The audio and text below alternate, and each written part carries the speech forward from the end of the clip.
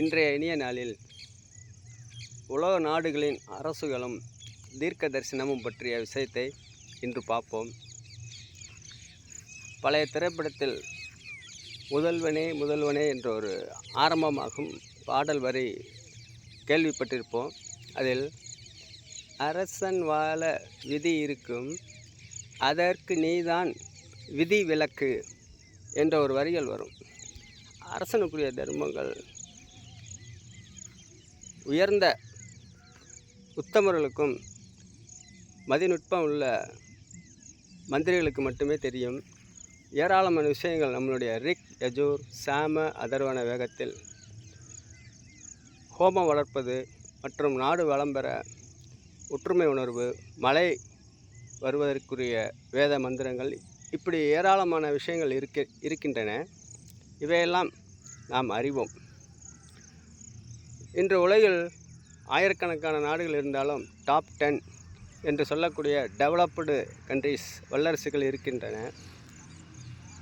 இவைகளை கட்டுப்படுத்தக்கூடிய ஆற்றல், இவர்களின் ஆணவ போக்கை கட்டுப்படுத்தக்கூடிய ஆற்றல் நம்முடைய வேதத்தில் உள்ள 108 சக்திகளுக்குள் அடங்கியிருக்கும்.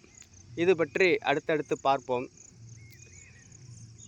இப்போ நம்மளுடைய இந்தியாவை ஈஸ்ட் இந்தியா கம்பெனி என்ற ஒரு பெயரில் படையில் வந்து கல்கத்தா கடற்கரையில் வியாபாரம் செய்யும் நோக்குடன் வந்தவர்கள் இங்குள்ள சூழ்நிலைகளை அறிந்து ஆட்சி செய்தனர்.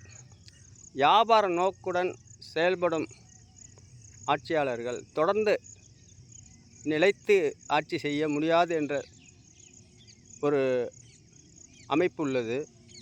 அதனால்தான் அவர்களால் தொடர்ந்து இந்தியாவை ஆட்சி செய்ய முடியவில்லை. அதேபோல் இமயமலை அருகில் உள்ள பூட்டான் என்ற ஒரு நாட்டில் புத்த மதத்தை சேர்ந்தவர்கள் ஆட்சி செய்தனர்.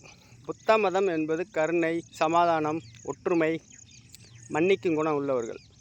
மன்னிக்கும் குணம், கருணை அதிகம் உள்ளவர்கள் ஆட்சி செய்ய முடியாது.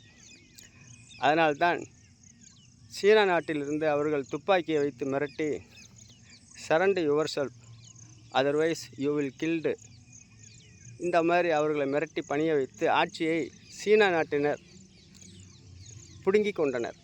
ஆக அவரவர்களுக்குரிய தர்மம் என்னவோ, ஆட்சியாளருக்குரிய தர்மம் என்னவோ அதன்படி செய்தால் அந்த ஆட்சி சிறப்பாக இருக்கும். இதை பற்றி அடுத்தடுத்து பார்ப்போம்.